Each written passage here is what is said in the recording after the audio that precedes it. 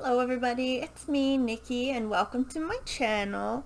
Today I will be doing, what month was it? An August wrap-up. It was like, I'm filming this on the 1st of September. It was literally yesterday. I don't know what month it was. So, let me get my notebook. I'll start with the book I finished last. If I can find my notes.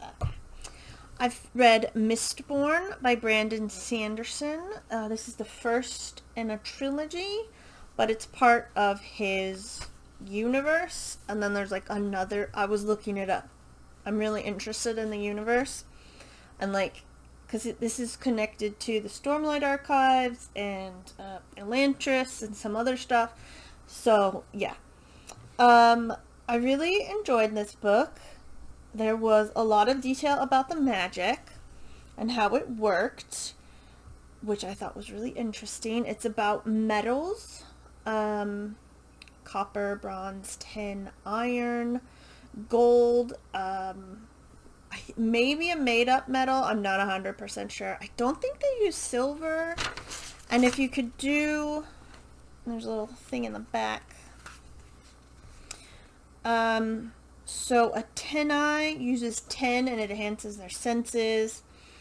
A thug or a pewter arm uses pewter to enhance their physical abilities, so like punching and fighting. That's why they're called thugs.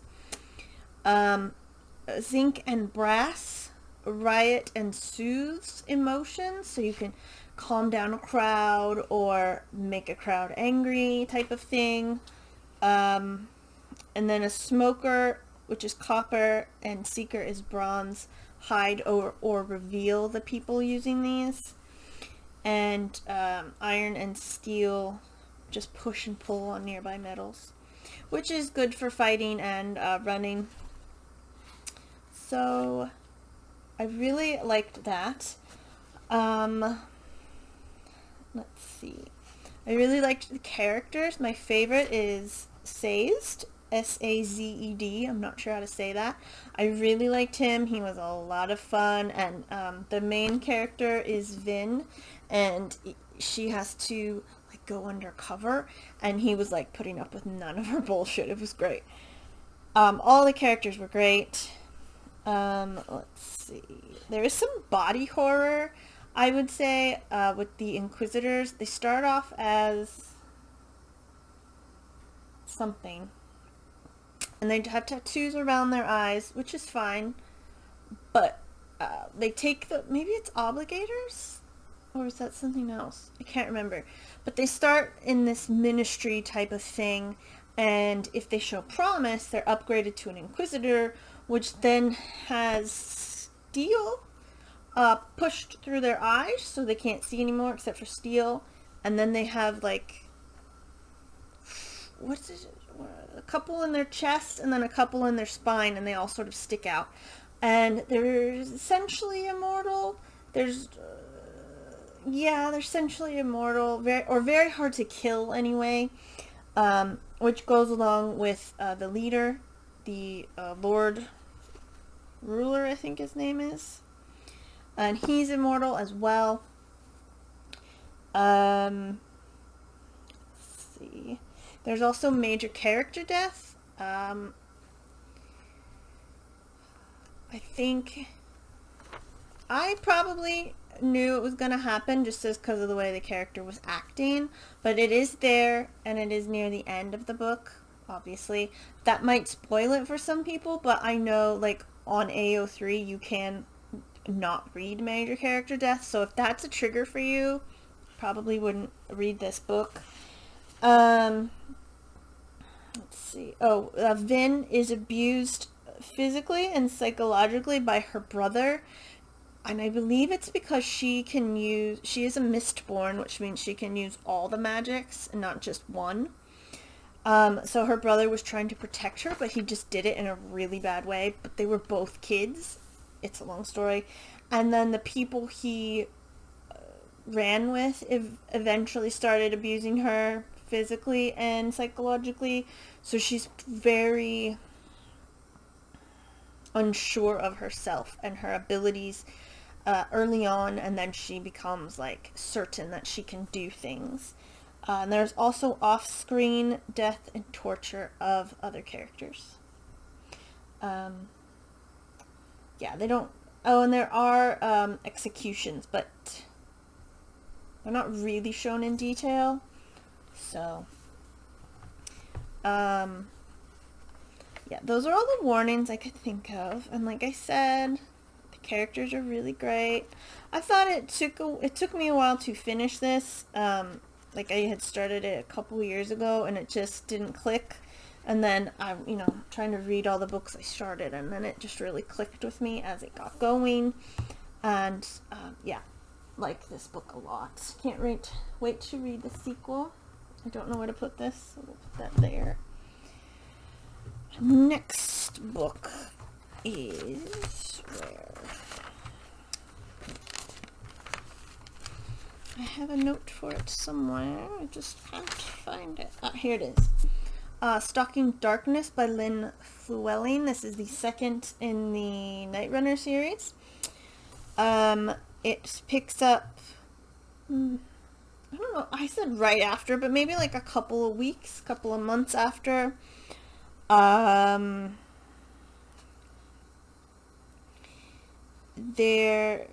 It's very good. It's very good. Again, it started a little off for me, but I did pick it back up. The characters, again, are fantastic.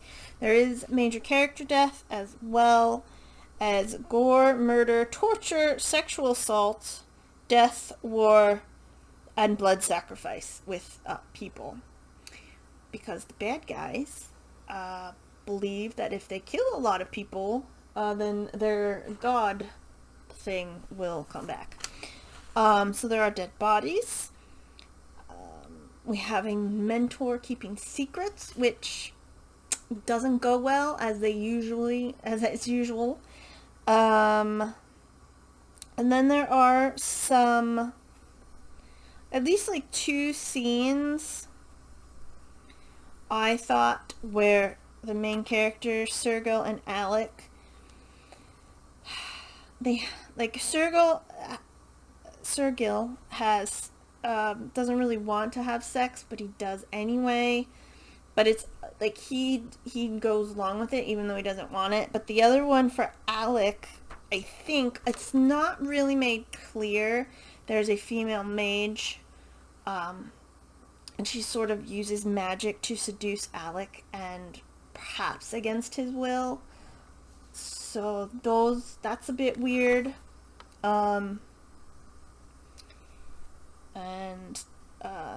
That was that. Yeah, it got a lot gorier in this one than it was in the first one. And there's a lot, I would say, some PTSD near the end. But I think it ends fairly happily before the 3rd book. So yeah, definitely enjoy that. So we can fold that page. I have to go back and fold the Mistborn page. So, oh, not yet. Okay. And then next we have, this is easy. Oof. The Arabian Nights by Anonymous. And I am going to be honest, I skipped one story because I couldn't take it anymore. The story I skipped was somewhere. It tells me what they are.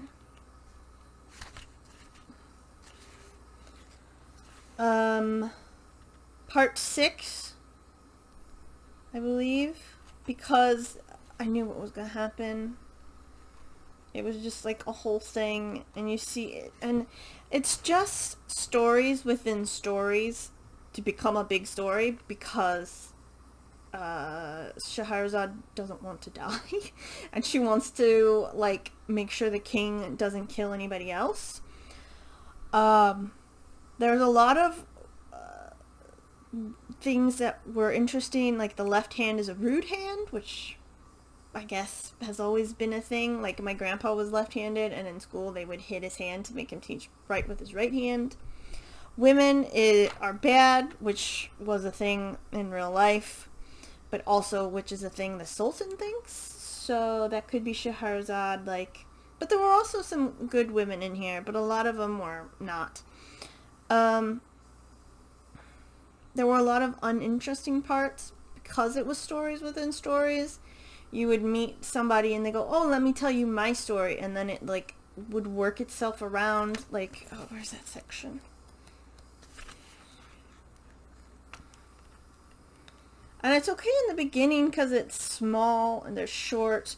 But then there's part 4, which is the history of the little hunchback. It goes on forever, part 4. Story told by Christian merchants. Story told by a purveyor, a Jewish physician, a tailor. The history of the barber. His first, second, third, fourth, fifth, and sixth brother. And I was like, okay. And then part 5 was... It's only 2 stories, but they're long, and then I just couldn't do part 6. I just couldn't do it. And I'm sure it was this sort of... I skimmed it, I knew what was going to happen. It's fine.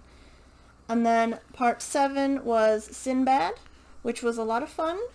And then I also thought it was interesting that there's like 3 famous stories besides the main plot of Scheherazade. There's Sinbad, Aladdin, and Ali Baba. Now, Sinbad is part of the novel, but Aladdin and Ali Baba are in the appendix because this is the Barnes & Noble's edition. So the original guy, I also skimmed Aladdin because I'm like, yeah, I know what happens. It's a little different. But it's basically the same. Let's see.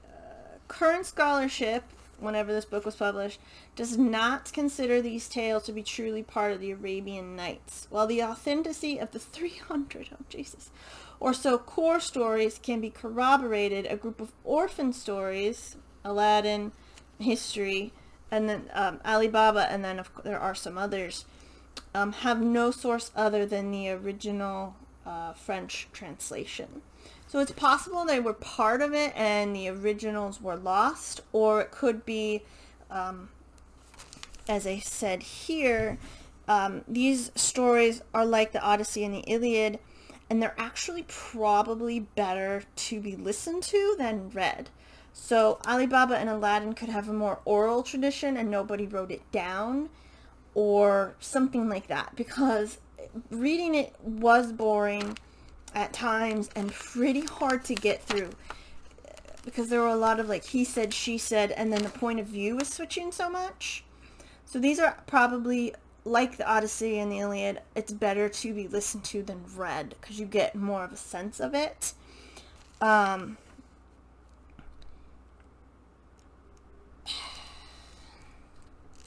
What did I write? Framing narrative to... Oh, tie the stories together. Okay, yeah. I wrote this a while ago. So, like I was saying, Ali Baba and Aladdin could have been separate, but these all could have been separate, and somebody just used the framing narrative of Scheherazade and the Sultan to like tie the stories together, and they didn't know how to fit the others in there. So, but it was good. It was interesting because it's of a certain time period, and yeah, so I'm glad I read it. But I think if you could find this like on audiobook or something, I think that would probably be better because it is pretty dense and the text was tiny. It did have some nice illustrations though every now and then, but yeah, I think this would be better listened to. I just think it flows better, kind of like the Odyssey and the Iliad. Alright, where are we next? I'll find it someday. Here we go. Next is The Thursday Murder Club by Richard Osman. This is the first in a series. Two's coming out later this year, I think. I really, really enjoyed this book. It's about murder. They solve old crimes, unsolved mysteries, basically, and they're like in their 70s and 80s. And in this book, they live in a retirement village. It's a bunch of old people. They have a little meddling going on. It was a lot of fun the way they got the cops to help them. So that was fun. It's got like a lot of chapters, but they're not very long. They're pretty short chapters.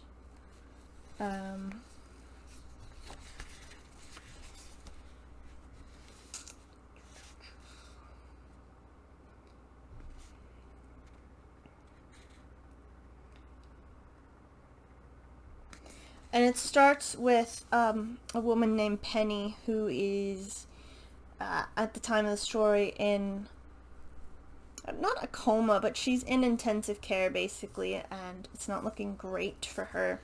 Her and Elizabeth, Penny was a cop, Elizabeth was in something, presumably MI6, I think, or something like that.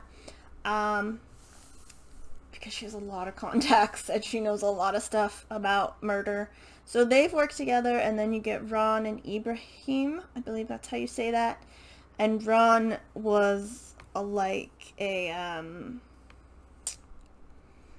activist kind of guy, and he hasn't really slowed down in his old age, or at least he likes to pretend. And Ibrahim was a psychiatrist, so and he's very smart, and keeps notes on everything. But then the newcomer is Joyce, and she's also very smart, and I would say she's kind of almost the heart, if you will, because she's the one who's like, oh, like the little old she's like more Miss Marpley to me. She's like, oh no, I don't know anything, and then she listens and she goes, oh yeah, I understand that.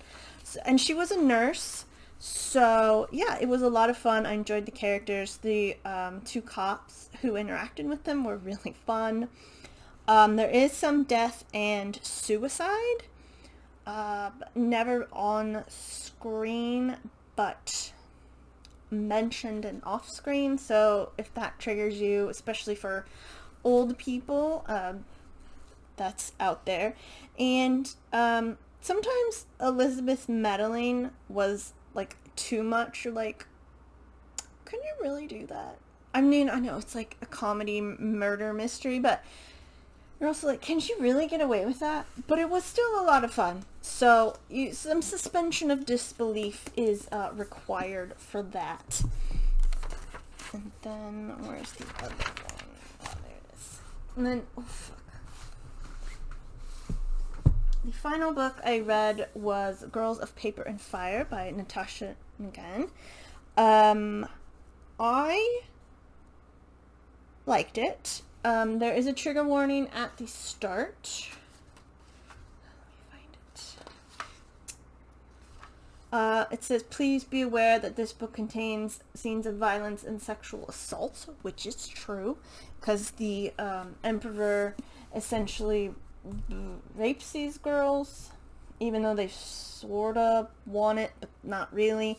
He does rape the main character. I've forgotten her name. Lei, I'm not sure how to pronounce that, because she has denied him before, and it's pretty brutal. So there's a lot of torture, I think, especially for Lei, because she denied the king, emperor. They torture her. She has the women teaching the girls how to please the emperor are really bad. So it's Asian inspired. What else was there? There's a part where Lei asks one of the teachers to do something, and I was like, I can see where this is going. But that sort of happened before in these types of books where your main character thinks they can trust someone they really can't.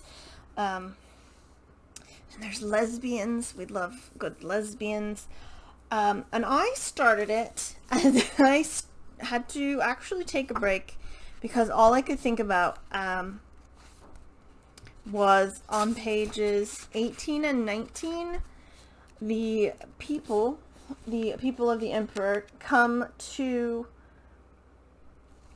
take Lei, and they kill her dog right in front of her. They impale him, and it's pretty graphic, I think, and that sort of set me off, and I had to take a step back because I was expecting the sexual assault and violence, but I wasn't expecting the dog to die that graphically. So go and prepare. So in the beginning, it happens at once, and then that's done. But overall, I really enjoyed the book. I'm looking forward to reading the sequel, and there's a third. It's supposed to be a trilogy, so I can't wait to see what happens. And those are all the books I read in August. I'm so proud of myself for reading 5 books.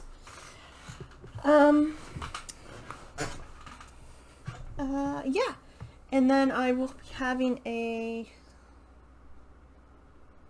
TBR should go up before this one. So thank you very much for watching. I hope you enjoyed it. I hope you're having a lovely day, and I will see you next time.